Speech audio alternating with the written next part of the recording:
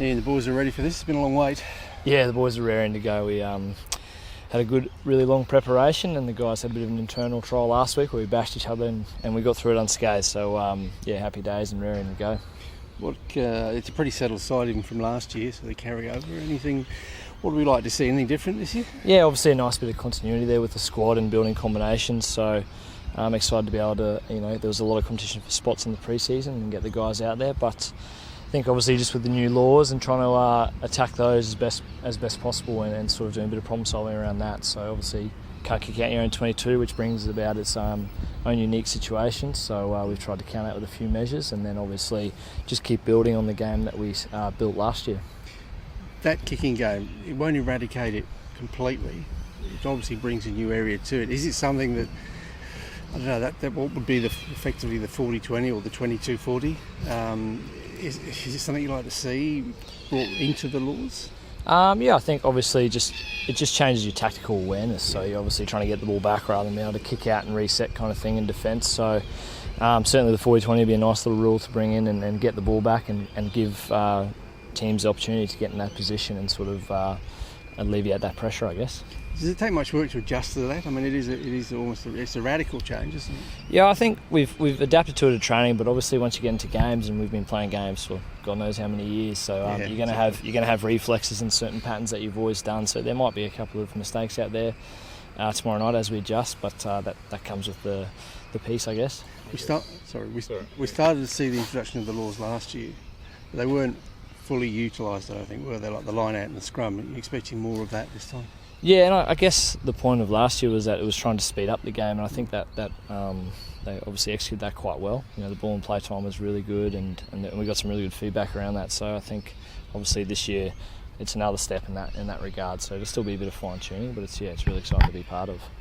How are you prepared for this team? It's a bit of an odd situation for you guys. I mean, often you don't know a lot about your opposition, but you know a lot about these guys, but you don't know how fit or how they're going to adjust the laws. It is a bit unique, but I guess it's a bit of an old cliche. We've just had to focus on ourselves. We've had a bit of a long pre-season, and we got quite a few games in last year as a squad, so we really just tried to keep building on what we built last year and the foundations that we set. So I think obviously you can just be aware that they're going to throw the ball around, similar to Panasonic, where Robbie Deans had his influence there in our last game last year. So sort of prepare for anything and expect the unexpected, I guess, as well as focusing on ourselves.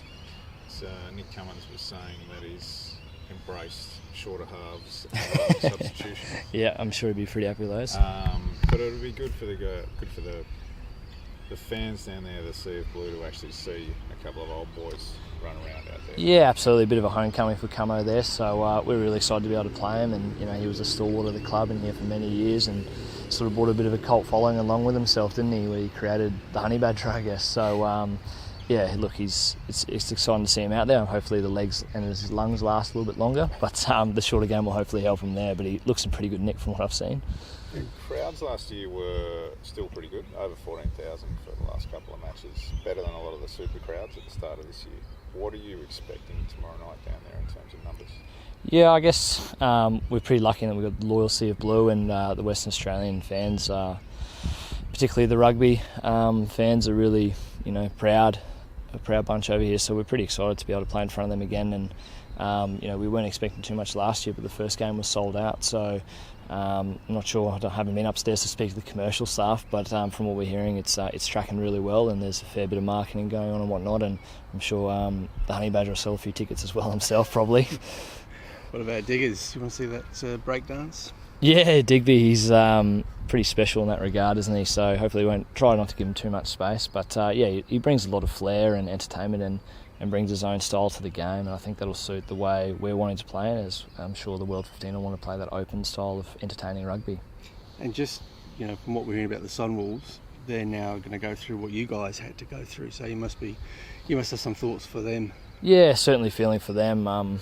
You hear different reports, but hopefully they didn't have to find out like we did via Twitter in a cafe with your mates. So, really thinking of them and feeling for them. It wasn't a nice thing for us to go through, so I'm sure they're struggling and sort of going through that process at the moment, particularly after they've had a really good start to the season. And, their crowds, they've had sold-out games pretty much every week they've played there at Chichibuya Stadium, I think it's called. So, Yeah, look, obviously a bit of a changing landscape there, but another opportunity for Global Rapid Rugby in that space there, and having maybe a quality Japanese side that's established and ready to go. Tim's highlighted your role and Heath, the other senior players, as being really important in guiding players through the off-field challenges you've had. Like, it must have been a bit of a kick in the guts earlier this year too, when the postponement was announced. How have you handled that with the younger players and just being a guiding influence?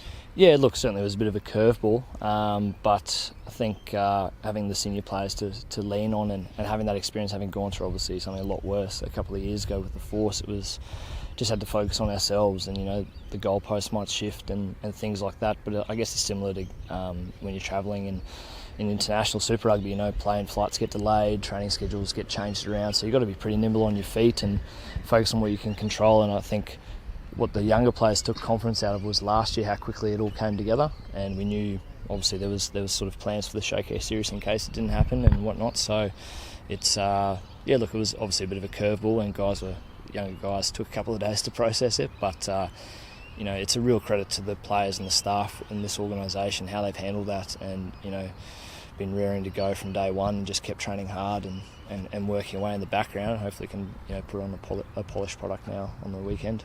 Yeah, I'm feeling a bit sorry for the World 15 guys tonight. I think they're going to run into a bit of a hurricane. Yeah, it's obviously we've prepared well, and I think it's your first game, so obviously there's going to be probably a couple of errors here, there and everywhere from both sides. Probably the front rows will enjoy a few more scrums, to catch their breath and rest a little bit there. But yeah, look, it's exciting, and the World 15, they've got quality players there that have played before, and they've played a few games the last couple of years, so I'm sure it won't take too long to get stuck in and show their flair there. What can we expect from the debutants? Yeah, I think first game of the year. I think guys that your debutants that you asked, they're out there to prove a point, to put in a good display. But I think the important thing there is that they don't go out and get away from what works for them and our processes as a team. But they'll be fine, and I'm sure they'll put in a good performance. It's been a long pre-season. You've gone as long as this before? No, it's you go back to pre-NRC, before there was the NRC competition. These were the type of pre-seasons you'd have to get through. So it's been a bit of an adjustment, but I've commended the squad along the way, just with their positive attitude towards it all, and their application out on the training field's been really, really, really good. You've had to make that adjustment because it can change slightly and put back a bit. Did it cause many problems within the squad, or is it just a case of sort of taking a step back, relaxing a bit and then starting again? Or there was a bit of that. Initially, and naturally the guys were a bit flat, but our senior players Ian, Heath Tessman, Marcel, Jeremy Thrush, I think they just took control of things naturally, and you got guys there who wouldn't have been through this sort of situation before, and they just followed our key players, and there was a bit of an adjustment there, and it was difficult to manage initially in terms of planning and preparation, but I think where we're at now, we're really happy entering into this first fixture. You've spoken before about how important those senior group is to the main group, and the leadership they show.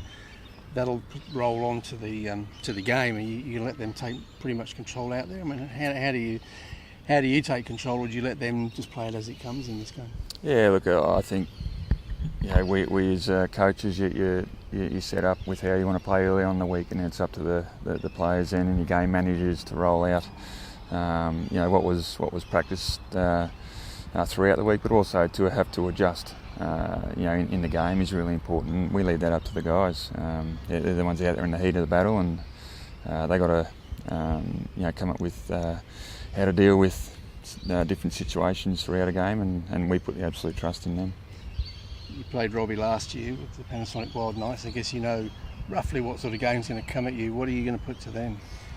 Yeah, it's a good question, Nick, but we can't get carried away with too much. It is the first game of the year, and I think from our side of things you'll see a lot of what we did last year with how we play, but Obviously year to year you've got to change things, and there's been little changes there, and hopefully we can nail that first game out this year without getting too carried away. With what it is against a quality opposition. I mentioned to the guys yesterday that we're up against within the World 15 guys that have just over 300 international test caps amongst them. So they're also going to be very good at doing the simple things well, and I think Robbie, like he did last year, will play an open style of game, and I'm sure he'll have a few trick plays up his sleeve, which I'm looking forward to seeing, and hopefully we can combat it. As well as the strike power you've got there, you've got a new one in the boot of Nick Just. I mean, that could come in handy with the new kicking law. Yeah, definitely. Yeah, I think that's the law. It's going to be the toughest to adjust to. And we practice it a bit. You receive that ball 5, 7, 10 metres out from your own try line. You can't just bang it in a touch now. So it's having someone like Nick. I mean, Jack McGregor's got a nice long kicking game as well.